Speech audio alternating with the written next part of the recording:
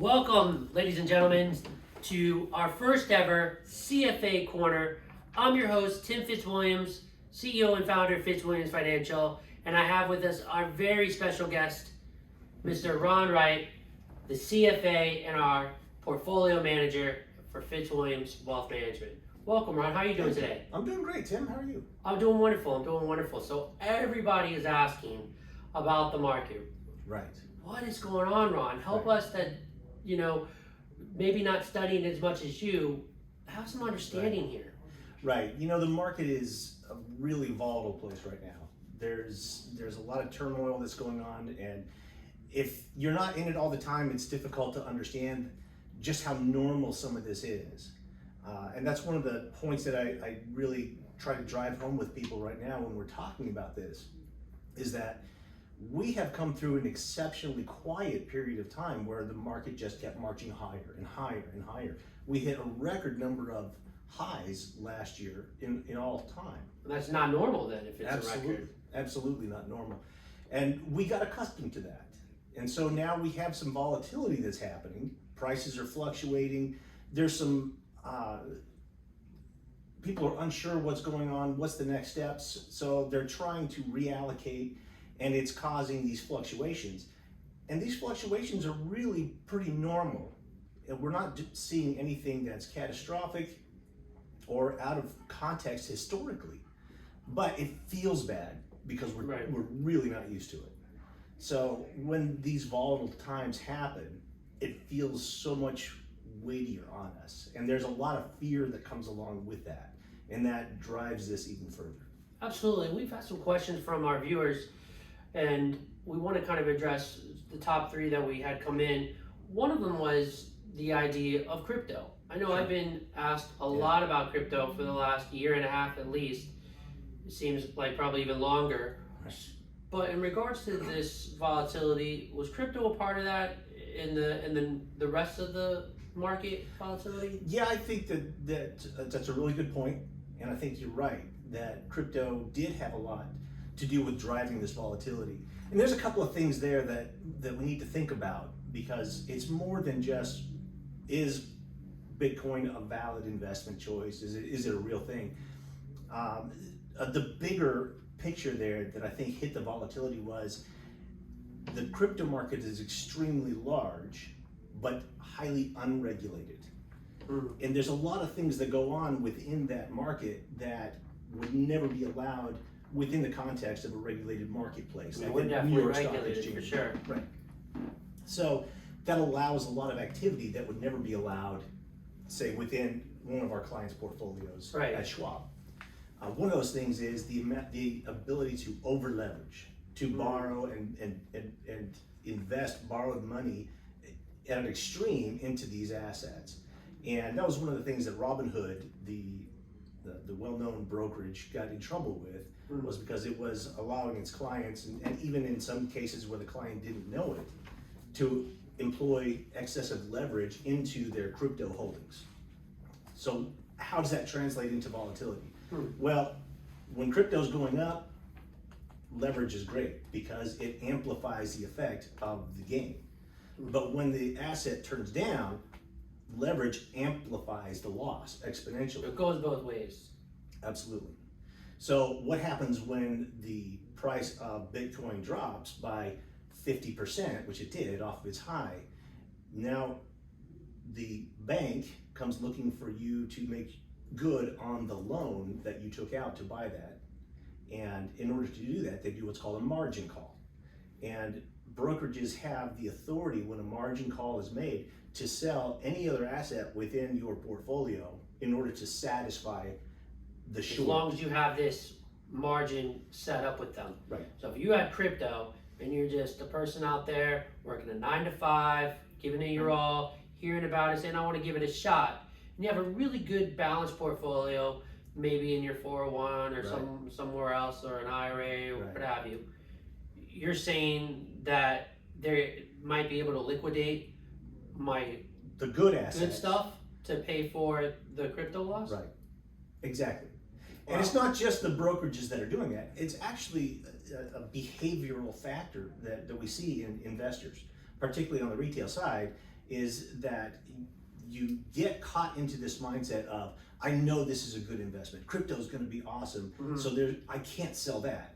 I'm just going to have to liquidate my Microsoft or Apple stock in order to make sure that I can hang on to this crypto, because I know it's down 50% now, but it's going to come back. It's going to come back. And so I'd rather liquidate the other stuff, the safe stuff.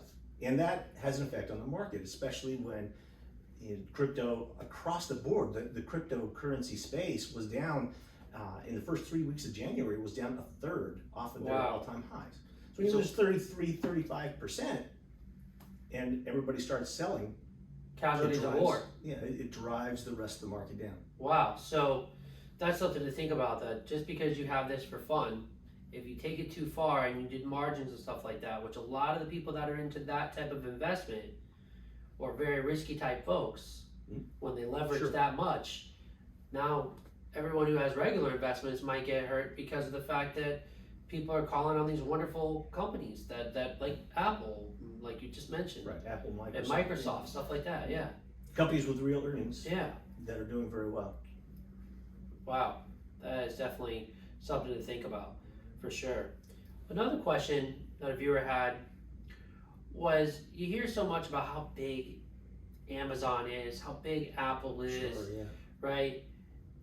And you hear in the market the phrase S&P 500, your Fortune 500 companies, your top 500. Right. Well, where do these guys fit into that? Like, because people are having this in their mutual funds. We preach a lot about diversification at Fitzwilliams Financial, and they're looking at different funds that they have and different holdings they have, and they're noticing that sometimes before they come to us, they might have a copy of that, right? Some Apple in this mutual fund, some Apple in this mutual fund, right?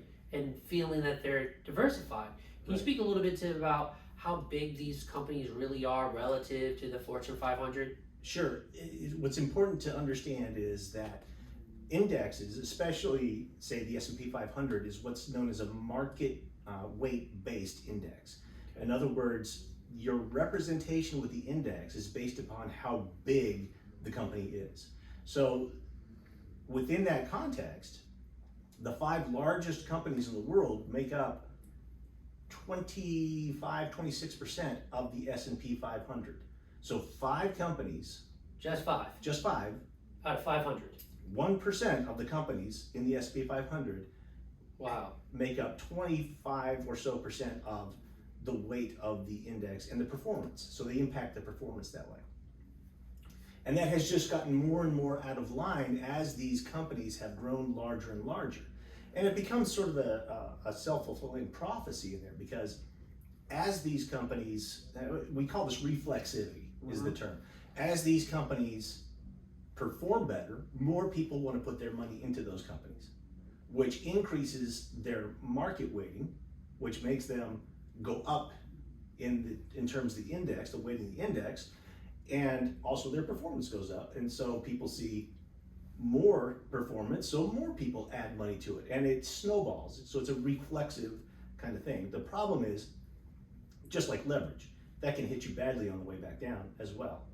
People start selling, and they start selling indiscriminately because they're afraid of what's going on. They see other people selling, they get caught up in that emotional context, and all of a sudden everybody's selling things. Yeah, I'm not you, but that sounds like it's a bit of a biasness when only 1% of the Fortune 500 is just 5 companies. Sure. Like if you're in a portfolio, that seems the exact opposite of diversification. In fact, I'd almost feel like it's scary to look at the S&P 500 as a benchmark if you know that these top 5 are influencing it by that much. How do you feel about that?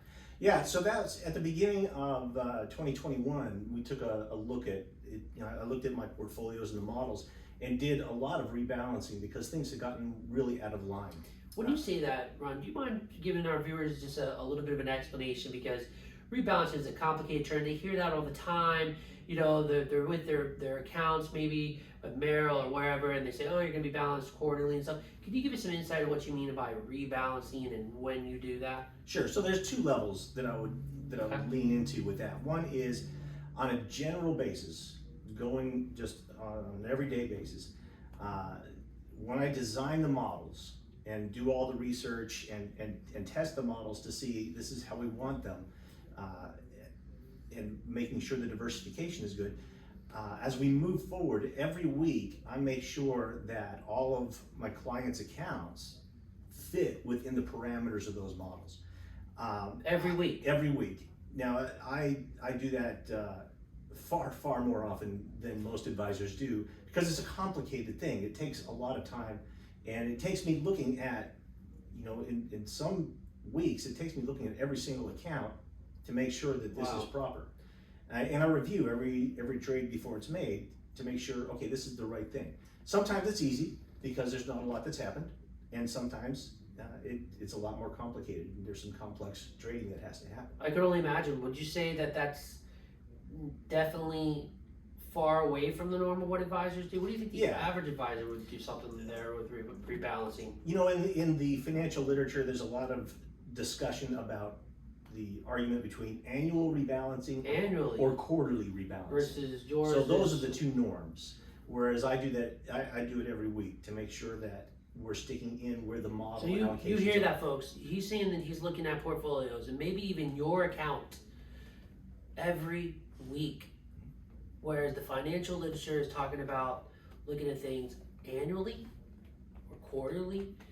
That's just another strong reason of why we're so happy to have Ron on board as our CFA and our investment portfolio manager. That's amazing, Ron, to think about that. Thanks. As we talk about these things with the market and the volatility in crypto and the top 5, and should we use that benchmark or not anymore, are there any driving forces underlining these decisions with folks?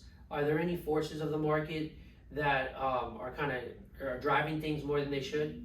Well, sure, and that's exactly what I was leading into with before we got talking about the rebalancing. Sure. But the idea that when we looked at things were out of line. Okay. As these large companies kept getting larger and larger because more and more money was flowing towards them because their performance was doing that. There is a bias that portfolio managers get caught up in, and that is a performance bias. If I have to meet a specific benchmark, then I have to manage my clients' portfolios to that benchmark. Whether or not I think that that's too much risk in the portfolio, if my mandate is to meet that benchmark, then that's what I have to do. The flip side of that is if I'm a little bit behind and I want to try and catch up, then I'm going to gravitate towards those stocks that have the best chance of really catching up. So that means I throw more money into those big mega cap stocks that are outperforming. And you get situations like at the beginning of the year when I pared those allocations back, one of the things that I found was we had an ETF, an exchange traded fund, that had built up an 18% position in Tesla, which I would never do. Tesla at that time was trading at around 700 times their forward earnings. So there was no way that there was a valid valuation. That's because people are excited, they're emotionally hyped about it. Yeah, exactly. People are excited that this electric car is so fast that it's It's amazing. that reflexivity, right? Okay, It's everybody's buying Tesla because Elon Musk is so cool. Sure, man. because he's cool, right? He's got it. He's going to Mars. That's right. So Tesla must be good, right? And everybody else is buying it. So and I heard my neighbor bought it and is now a millionaire. So all these stories add up. So we pared that back because it was far too much risk within the portfolio, and it would push things completely undiversified. Right. And that's our goal for managing portfolios. Primarily is to manage the risk. You want to take no more risk than you absolutely have to get the return that you are looking for. And there's a tie together there, of course. You have to take risk to get return, but it's easily possible to pay way too much in terms of risk for the reward that you're getting out of the portfolio. And we watch that continually. And the media is pushing all that. There's so much out there, pumping this emotional drive of buy this, buy that, and all the way down to you hear it on websites and forums and chats and my son's YouTube even, watching people that I don't even know who's giving stock advice. Yeah. It's like there's a real hype to this thing now. It's like everybody wants to be the cool stockbroker, and everybody wants to tell you what's the best next thing. Yeah, there's a well-known saying on Wall Street that when your caddy gives you advice on a stock, it's time to sell. That's good. That's good. I like that. I like that a lot. And maybe making that a little bit more modern here. Maybe Uber or your when your Uber driver. Yeah, your Uber driver tells you he's got some advice for you, right?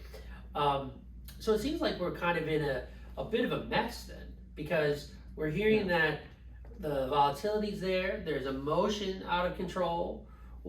How are we looking at this from a situation of getting back on track? Right. Well, at times like this, emotions run really high. And my wife is a psychologist, and if Mr. Market was her client, she would be saying right now that Mr. Market is stuck in his amygdala, right? Which is the emotional center of the brain. Okay. So when you get scared, you're watching a horror movie, right? You feel that jolt of adrenaline, or maybe the guy behind you slams on his brake, and you hear the screeches as he comes up. You're not sure if he's going to stop. Right. The amygdala kicks in, right? That's that emotional center, and that triggers that fight, flight, or freeze reflex, and that's where the market is right now. When that happens, the thinking part of the brain, and to be really cool and say this on camera, is the prefrontal cortex. Okay. And my wife hopefully will watch this and give me full credit for that. There you go. But when we get stuck in that emotional brain, the thinking brain completely goes offline, and it's literally hard to do two things at one time. Yeah, you literally can't think rationally, and I'm sure you've felt that before. Like, I know you do Taekwondo, you get caught up in the emotion of the competition, and you feel that adrenaline, and you can't really think rationally. It takes a great deal of training to be able to focus through that. Well, the market right now is stuck in that fight or flight mode. And it's been emotional for a while. Yeah. Without raw fundamentals, that's how we got this overpricing, right? So and it's created a trend, huh? Yeah, it really has, and it's interesting because the idea behind the robo-advisors, right, the artificial intelligence, was to take emotion out of the marketplace. So that's what it's supposed to do, right? And instead, it almost has gone the other direction, and we're seeing more emotion in the marketplace, and as a result of everything else that's going on. So you just can't take emotion out of the market, but what you can do is learn how to navigate those emotions and navigate those waves. And that's what you practice all the time. Right, exactly. Is trying to figure out, well, where should we go next? Right, thinking long term, and but being strategic and tactical in the short term.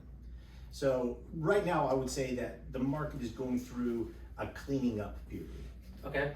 Great examples of that are, we're seeing stocks that are really performing well in terms of their company. The company, the fundamentals, the things that matter, the P&L, stuff like that. Yes, today we had, last night we had earnings from Amazon come out. Yeah. And they blew away every expectation beyond belief. Okay. And so their stock was well rewarded today. A couple of days ago, Facebook came out with disappointing earnings. Right. And the next day they were down 26%. Yeah, that had and in a fact, major they were down, effect. Yeah. That was yesterday. Even today, they're down more. Last week, we saw Netflix, the same situation, just because they said, well, our subscriber base may not be growing at the same rate.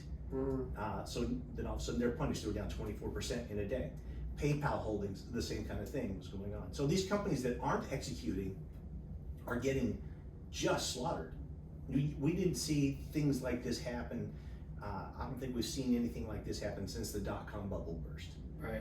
And that kind of volatility that was happening. The plus side right now is that we're not over leveraged like we were back then, and we have other companies that are actually performing to keep holding us up. So we're cleaning out the overvaluations, and we're rewarding the ones that are doing it. So it's a cleaning process that we're going through right now. And it just takes time and patience. And the most important thing is to be prepared for these times by having a diversified portfolio and not having loaded up into those mega caps and having only holding 5 stocks instead of 500 stocks. That would be emotional if we did that. Right. A lot of questions surface about the economy.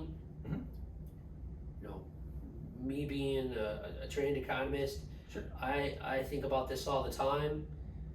What is your position of where we are, where we're going, your overall feel of the economy today? Right. We understand that you're saying that there's, we're kind of in a normal volatility market, but there's emotion that's pushed it, so it makes us feel not normal. But where really, by the numbers, the fundamentals, what are we looking at as the economy? Right. So when I look at the economy as a whole, I divide it up into 6 stages. Okay. That runs from recession through growth and back into recession again. And it's just a cycle that we go through. So I would say at this point we are making that turn from an early growth, which would be the 2nd stage of the economy, to a full growth stage, which would be stage 3. And that may seem contrary to what you read when you look at the headlines or and what's going on out in the news media. But what I do is I look at the actual numbers, the real data, right, to see what's going on. And and recently we just had a phenomenal GDP report. In the 4th quarter, the economy expanded. Real gross domestic product expanded at 6.9% for the year, or for the quarter on an annual basis. For the year, I jotted down some numbers. It was 5.7% for the full year, real GDP. Now, what real GDP means is that is total growth minus inflation. Right. So there's the buzzword of the day. Yeah, inflation. A lot of people are talking about inflation. We definitely want to hear about that. Absolutely, absolutely. So when I want to look at these numbers, I go to the actual report. And what I did was I dug through all the way till the very last page of the report, in the last table, the next to last line in that table, and that gives me what they call current dollar GDP, or nominal GDP. So this is what the actual growth was before inflation. Okay. And the economy last year, the actual growth was 11.8%, which is astonishing. That's good. It's amazing. That's China that's really in the last decade. Absolutely. Those kinds of numbers. So what that means is we have an exceptionally strong economic base right now that we're growing off of. In between those two numbers is 6.1% up inflation. That's the implied rate of inflation for last year. 6.1. 6.1, according to the GDP report. Okay. So there's different measures, but Sure. this is in this report. This is one of them. So what I am looking at is the Fed is very concerned, obviously, about inflation. It has said explicitly that it will not tolerate inflation at this level moving forward. Their target for inflation is about 2% year over year. So obviously we're far in excess of that. The Fed now is going to be taking steps in order to slow things down in order to rein in that inflation. One thing we talk about a lot offline, Ron, we talk about when to worry about inflation. Right. And you mentioned GDP. Can you help our viewers explain how GDP and inflation are correlated? And how you talk about how there's a percentage of GDP money that's held, so we don't have to worry as much about inflation until we start to see that percentage that's held start getting spent and moved. Sure, okay. Well, a couple of things that I look at very closely when I'm watching for, are things overheating too much? And one of those things is the wage inflation versus productivity. So if wage inflation is growing slower than worker productivity, then we don't have necessarily an inflation problem in the work environment. If wages are growing faster, compensation is growing faster than productivity, that means that we're spending more and more to produce less and less. That's a real issue, and that's the thing that the Fed wants to avoid at all costs. So with the Fed can actually influence that by slowing things down through raising interest rates. The other side of that is structural inflation, things that we don't have any control over through monetary policy. That would be the supply chain issues that we're so familiar with. And a lot of those things are coming under control at this point. The big COVID story is supplies backed up because everybody was sick around the world. Exactly. So now we're actually seeing inventory accumulation on the part of manufacturers. So they're taking steps to make sure that we don't get stuck into that same situation again, and we'll be able to keep the supply chain running moving forward. At the same time, there's a lot of indications that COVID has really hit its peak and that we're moving back down again. So I think we're in a good trajectory there, and that should open those kinds of things up. What about I know you had a people's question that I think savings? I missed. Well, I was thinking about the idea of like savings is a part of Yes. Right. inflation, right? And the Right. fact that if you are spending money, there's more velocity, the money's moving, right? Right. But right now, that's not really happening. Right, we have a record high savings rates. Right. We have, as a measure of the money supply, Mm-hmm. there's M1 is the broadest, M2 is money supply that's rate easily spent, right? Mhm. And then M3 would be, incorporate other things. But so M2 money supply is we have enough money in bank accounts and money market accounts, liquid cash, equal to about 1 year of GDP growth, Wow. which is never been like this before in history. So what does that matter? What matters is the cycle that we go through that we get into trouble is this. First, we come through a recession. This is the normal cycle. We come through a recession and people start rebuilding their lives and building back up. So they start earning more, they're buying more, Mhm. they're enjoying life again. And they're doing it through their savings. Mhm. Right? They're not going out and borrowing, they're doing it through their savings. Well, then the next step is they spend those savings up to the point that they're comfortable, and then they start to borrow. And so we start to add a layer of leverage on top of the cash that we have spent. The next step is that we over leverage, and people get into a position where now they are depleting their savings just to pay the loans, and needing to actually, and the story is always, there's a percentage that start borrowing money to pay money on the loans, right? So Right. they're borrowing money just to pay the interest. Of course, Bob Peter, pay Paul. yeah, unless you're the U.S. government, that's a losing story, because Right. we can't print our own money, so that's an early losing story for us. But that's where things get into trouble. We get over leveraged, and then things start to collapse. We're not there because we have such a huge store of money right now out there, and it's not moving rapidly yet. It's not being Right. deployed yet. One of the economic terms we use is velocity. Right. So we're saying it's not moving much. Right. So until you start to see this M2 money supply, as you described it, this cash in the bank relative to the percent of GDP, until you start to see that get spent a lot, Right.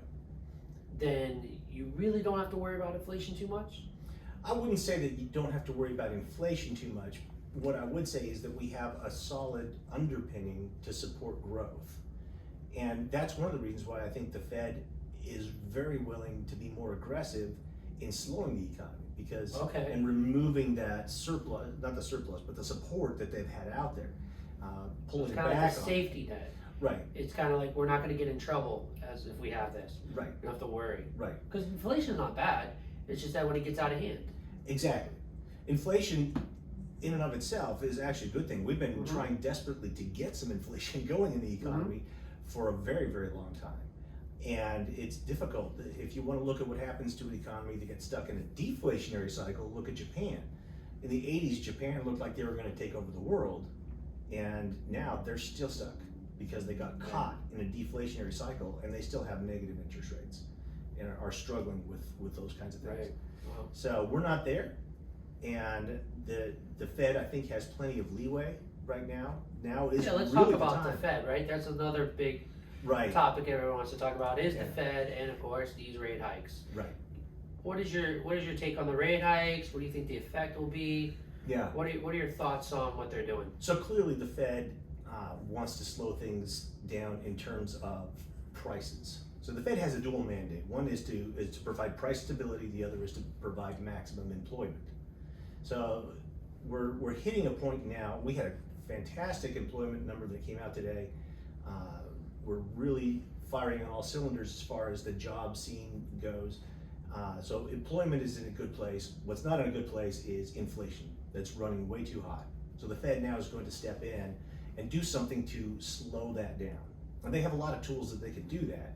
The first thing they've got to do though is to get their foot off the accelerator. So as of March, they're going to stop with the stimulus that they're putting in, the bond buying program. Next step would be to start raising interest rates. And right now, the market is pricing in 4 to 5 interest rate hikes That's this what year. they're, when you say pricing, that's what they're, That's the expectation. that's the expectation, okay. Right. I think that that may be a little extreme. And you have to remember that one of the major tools that the Fed uses, and every Fed president has used since the beginning of time, I think, is the job owning technique, right? They want to talk it down rather than have to take action. Okay. So they get out there and they talk very, what they call hawkish, right? We're going to really take action, and the market slows itself down so that the Fed doesn't actually have to take those actions. So that's historically been very accurate that's been going on. I think that because of that, I would err on the side of 3 to 4 interest rate increases, Okay. rather than 4 to 5 in the next year. And as of today, because we had such a strong employment report, the market was actually pricing in about a 1/3 chance of a 0.5% increase at the first round in March. I don't think that that's really a concern, because the Fed doesn't want to do something that's going to slam the door on the economy. They want to be very systematic and follow through with what they say. That's been their tool. And this is all very good information. Definitely appreciate you explaining a lot of these things. If you're one of our clients and you're sitting there thinking, man, that's a lot to keep up with. We have a provision in play in how you're contracted and able to work with the clients. And we get questioned about that here and there with that limited power of attorney giving you discretion. Mm-hmm. In that sense, they don't really have to, it's nice to know about this stuff and to be informed, but you really don't have to worry about it to go and make decisions, right? Because Exactly. you have discretion. Could you explain a little bit about what that does for them? Sure. Well, it gives our clients the freedom to be able to go about living their lives, knowing that their investments don't hinge on whether or not their stockbroker can get a hold of them while they're in the middle of lunch on vacation. Because you're not a stockbroker. I'm not a stockbroker.